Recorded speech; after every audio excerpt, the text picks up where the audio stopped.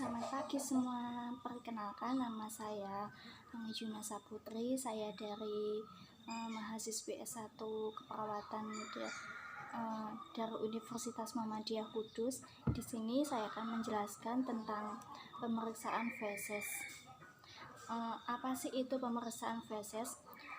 Pemeriksaan feses itu adalah suatu pemeriksaan lab untuk menilai dan mengukur melalui beberapa parameter yang bertujuan untuk mengetahui kondisi sistem pencernaan seseorang melalui feses. Nah, parameter ini digunakan dari segi kuantitatif dan kualitatif, dan hal inilah yang membuat hasil pemeriksaan feses lengkap memiliki satuan yang berbeda-beda tergantung parameternya. Berikut adalah fungsi dari pemeriksaan feses. Yang pertama itu untuk mengetahui adanya mikroorganisme parasit. Yang kedua itu mendiagnosis penyakit atau masalah pencernaan. Yang ketiga itu mengetahui adanya darah yang tak terlihat secara kasat mata. Yang keempat itu mengetahui fungsi sistem pencernaan. Yang kelima itu untuk mengevaluasi pola dietnya, apakah pola diet yang dijalankan itu benar atau tidak. Yang keenam itu untuk mendeteksi kondisi kesehatan pencernaan. Nah, pemeriksaan feses itu ada dibagi menjadi beberapa, yaitu lengkap. Macam-macam pemeriksaan feses lengkap itu kan masih dibagi, yaitu pemeriksaan makroskopis dan mikroskopis, darah samar, kultur feses. Kalau mikroskopis itu menggunakan alat mikroskop, sedangkan kalau makroskopis itu menggunakan mata kita secara telanjang. Sedangkan kalau darah samar itu untuk mendeteksi di mana darah dalam tinja yang tidak terlihat pada pemeriksaan baik secara mikroskopis maupun makroskopis, namun dapat terdeteksi melalui reaksi kimia. Terus juga ada kultur feses. Nah, kultur feses ini bertujuan untuk menilai pertumbuhan bakteri yang tidak normal yang bisa menyebabkan infeksi pada saluran pencernaan. Terus prosedurnya itu siapkan tempat penampung feses. Sebelumnya itu kita harus cuci tangan terlebih dahulu untuk mencegah kontaminasi. Terus kita pakai handscoon untuk sebagai APD kita. Terus jangan lupa kita pakai masker. Ini tetap untuk APD kita.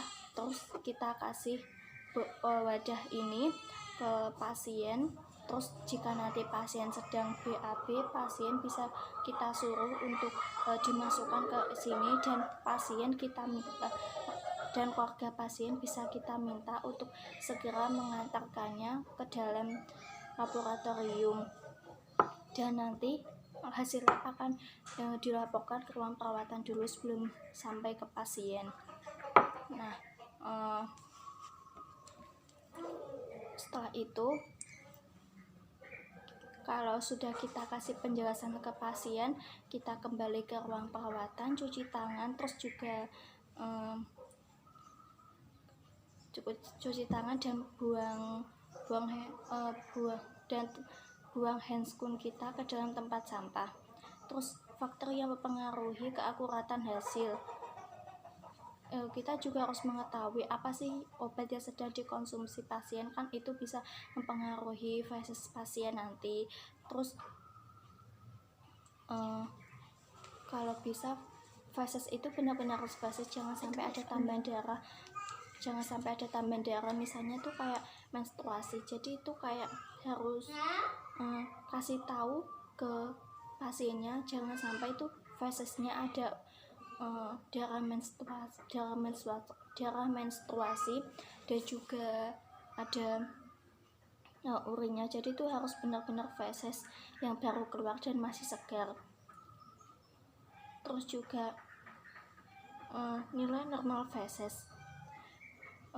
Kalau menurut pemeriksaan makroskopis jumlahnya itu 100-300 gram per hari.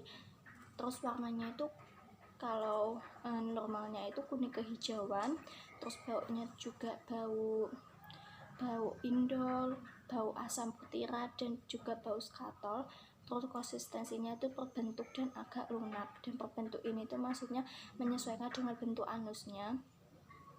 Terus lendir itu nggak ada, parasit mikronya juga, makronya juga ada, darahnya juga nggak ada.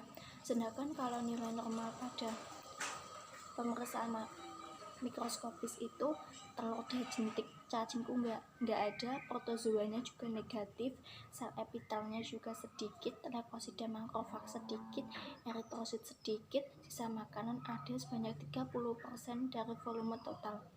Terus kalau nilai normal pada pemeriksaan darah samar itu